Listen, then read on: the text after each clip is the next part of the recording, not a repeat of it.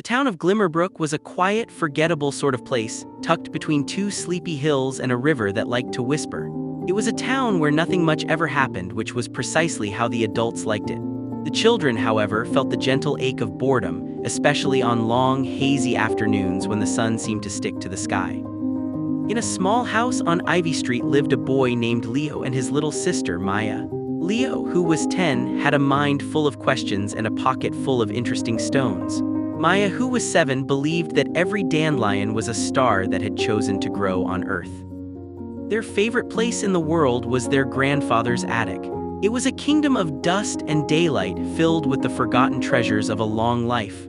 There were globes of countries that no longer existed, hats with bright feathers, and clocks that had stopped ticking in different decades. One rainy Tuesday, when the world outside was a wash of gray, Leo and Maya were exploring a particularly dusty corner behind a large camel-shaped trunk. Leo pushed aside a box of old National Geographic magazines and found a small wooden chest he had never seen before. It was made of a dark, rich wood, and instead of a lock, it had a strange brass clasp shaped like a keyhole, but a keyhole with no key. "What is it?" Maya whispered, her eyes wide. "I do not know," Leo said. He tried to pry it open, but the lid would not budge. He shook it. Something inside shifted with a soft, solid thud. They carried the chest down to their grandfather, who was sitting in his favorite armchair, mending a fishing net he never used. He peered at it over his spectacles. "Ah," he said, a slow smile spreading across his wrinkled face. "The BEDTIME chest, I wondered where that had gone." "BEDTIME?" Leo asked. "What does that mean?" "It is an old phrase," grandfather said, putting down his net. "It means to ask time to wait or to offer it something. This chest, you see, does not open with a key, it opens with a story." Maya blinked. "A story?"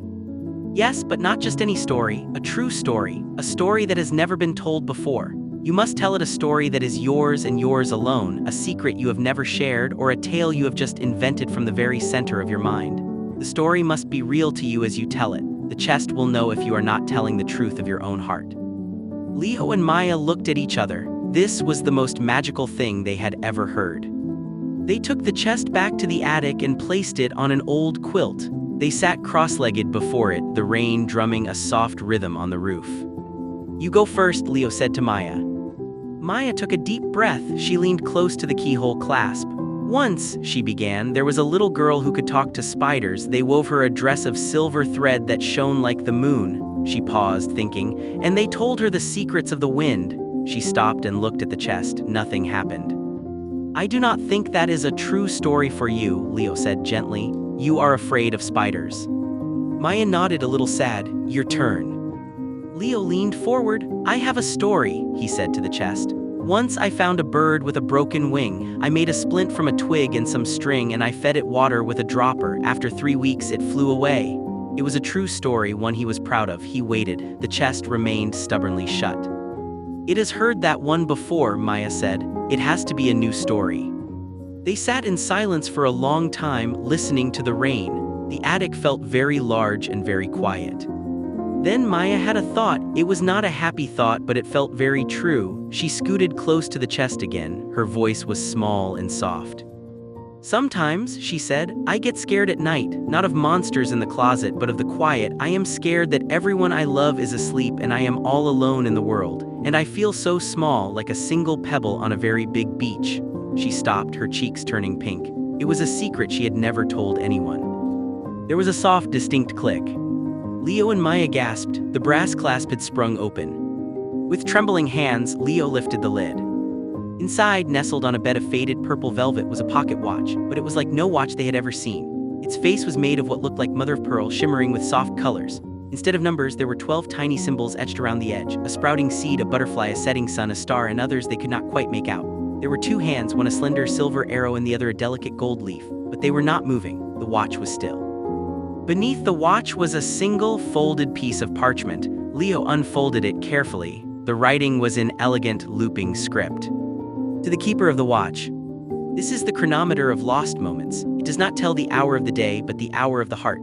The silver hand points to the moment you are in. The gold hand points to a moment lost in time, waiting to be found. To start the flow of time within, you must find a lost moment. Listen, remember, feel. When you find one, wind the crown. But be warned, you cannot hold a moment forever. You can only visit." The children read the note 3 times. It was wonderful and confusing. "What is a lost moment?" Maya wondered aloud. Just then, the silver hand on the watch gave a tiny, shuddering jump. It moved forward 1 tick, coming to rest on the symbol of a sprouting seed. The watch began to tick, a sound like a tiny, perfect heartbeat. Tick-tock, tick-tock. A wave of warmth flowed out from the watch, washing over Leo and Maya. The dusty attic air suddenly smelled rich and damp like soil after a spring rain. The light changed, becoming the fresh, green-gold light of a new morning. "Leo, look," Maya whispered, pointing to the window. The rain was gone. Outside the attic window, instead of the familiar view of their backyard, was a vast, sun-drenched garden. Flowers in colors they had no names for bloomed in wild profusion. A hummingbird, a living jewel, hovered near the glass. "Is it a picture?" Leo asked, his voice full of wonder. "No," Maya said, stepping closer. "I can feel the sun." She reached out a hand, and for a brief second her fingers passed through the image, feeling a warmth that was not the attic's own. As quickly as it appeared, the garden vanished. The attic was back to normal, gray and rainy. The silver hand on the watch had moved again, now pointing to a symbol of a cup. "It showed us a moment," Leo breathed. "A lost moment, but whose?" They heard their mother calling them for lunch. They hid the chest and the watch carefully under the quilt and went downstairs, their minds buzzing with the impossible thing that had just happened. Over grilled cheese sandwiches, their mother sighed. "I was trying to remember the name of that flower today," she said, stirring her soup. "The one my grandmother grew. It was a deep blue-purple, and the scent, oh, it was like honey and sunshine. I can almost smell it now." She closed her eyes, a faint smile on her face. "I was thinking about her garden. I spent a whole summer there when I was a little girl. It was the happiest summer." Leo and Maya exchanged a look. A deep blue-purple flower, a garden. They raced back to the attic after lunch. The watch was still ticking, the silver hand now on a symbol of a book. Leo picked it up. "Do you think we can go back?" Maya asked. "The note said visit," Leo said. He remembered the instruction, wind the crown. The small knob on the side of the watch felt warm. He turned it gently, not to set the time, but as if he were giving it power. He turned it 3 times. The gold hand, which had been still, began to move. It spun backwards, a blur of gold, until it landed with a soft click on the sprouting seed symbol.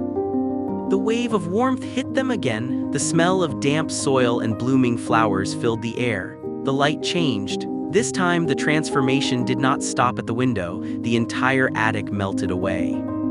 Suddenly, they were standing in the very garden they had seen. The sun was warm on their skin. The air was thick with the hum of bees and the dizzying perfume of 1,000 flowers. And there, right in front of them, was a bush covered in magnificent blue-purple blossoms. A little girl with braids was running through the grass, laughing. She stopped by the flower bush, closed her eyes, and breathed in deeply. It was their mother. Not their mother as they knew her, but their mother as a child, living in a perfect, sun-drenched moment from long ago. Maya reached out to touch a petal. It was soft and real. "We are inside her memory," she whispered, awestruck. They watched their young mother chase a butterfly, her joy a physical thing in the air. They felt the peace of that long-ago summer. For a few precious minutes, they were not just hearing about a memory, they were living in it. Then, the garden began to fade, the colors washing out like watercolor in the rain. The sound of laughter grew distant. With a soft sigh, the attic solidified around them once more. They were back, sitting on the old quilt, the watch ticking quietly in Leo's hand. Tears were streaming down Maya's face, but she was smiling. "That was the most beautiful thing I have ever seen."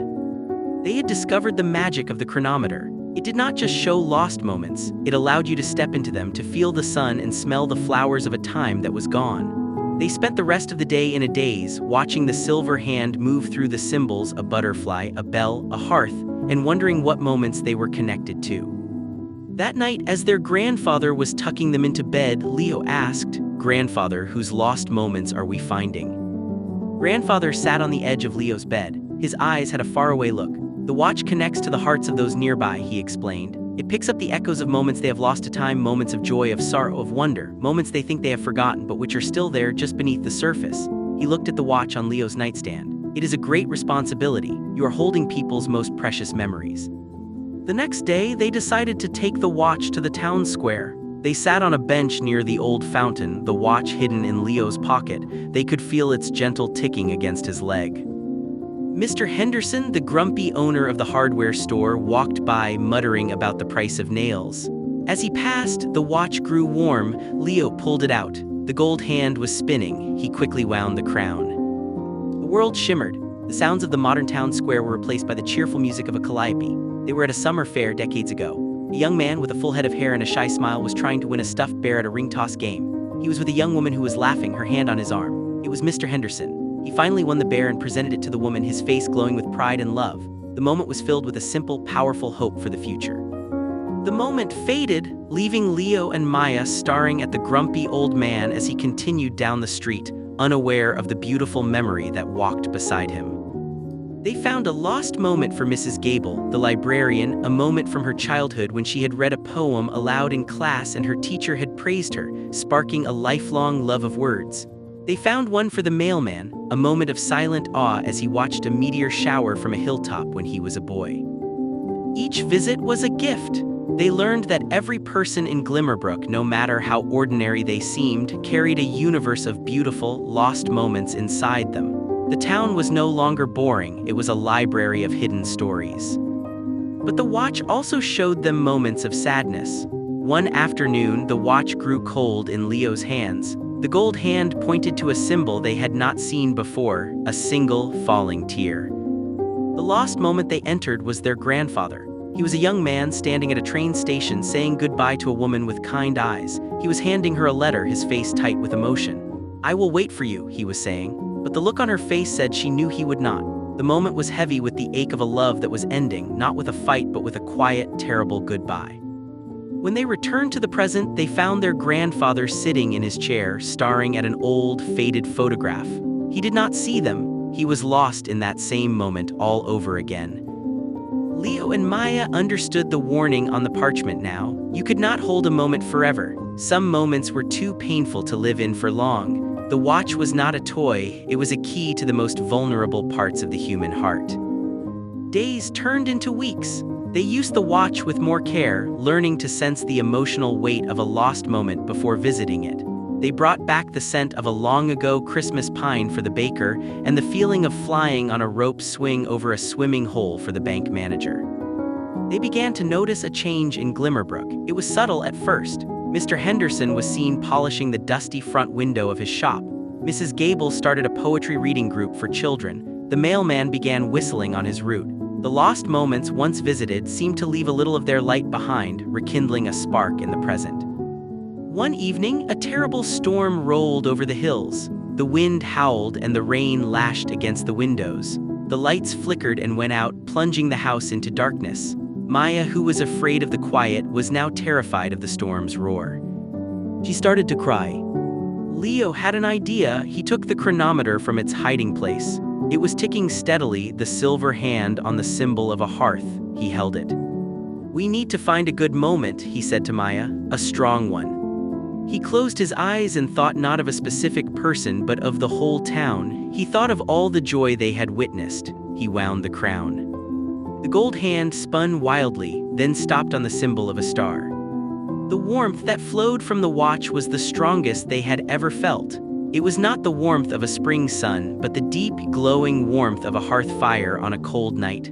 The sound of the storm did not disappear, but it faded, becoming a distant, unimportant noise. Soft, golden light filled the room, and in the light they saw moments, not one but many, all overlapping. They saw Mr. Henderson's proud smile as he won the bear. They saw their mother's joy in her grandmother's garden. They saw the librarian's triumphant recitation, the mailman's meteor shower, the baker's Christmas morning, the bank manager's feeling of flight. They saw their grandfather not in sorrow, but in a moment they had not witnessed, laughing as he taught their own father to ride a bike. All the lost moments of joy and love from everyone in Glimmerbrook swirled around them, a constellation of happiness from across the years. The room was filled with a symphony of laughter, whispers of love, and echoes of pure, uncomplicated joy. It was a tapestry made of the best parts of life. Maya stopped crying. The fear was washed away not by the absence of the storm but by the overwhelming presence of all this love. She and Leo sat in the center of it, bathed in the light of 100 happy yesterdays, understanding that even in the darkest night these moments existed. They were real, they were permanent in their own way, and they were strong. The storm eventually passed. The golden light of the lost moments slowly faded, leaving the room in the simple, quiet dark. The only light came from the moon breaking through the clouds, and the only sound was the gentle, steady tick-tock of the watch. The next morning, the town of Glimmerbrook sparkled. The storm had washed everything clean, but the people themselves seemed to sparkle too. There was a new lightness in their steps, a readiness to smile. The town was the same, but the people in it were remembering how to be happy. Leo and Maya never used the watch again. They felt its work was done. They had learned its most important lesson, that time moves forward for a reason and that we must live our own moments fully and bravely. But they also learned that the past is not a prison, it is a treasure chest. Our lost moments of joy are not gone, they are seeds waiting in the soil of our hearts, ready to bloom again when we need them most. They returned the BEDTIME chest to its place in the attic, the chronometer inside, its hands still and quiet once more. It was not a tool for every day, but a secret for when times were truly dark, a reminder that every life, no matter how quiet, is an epic story written in moments of light. And high in the attic, surrounded by dust and memories, the small wooden chest waited. It waited for a day, perhaps far in the future, when another curious soul would find it and learn how to ask time ever so politely to wait, just for a moment.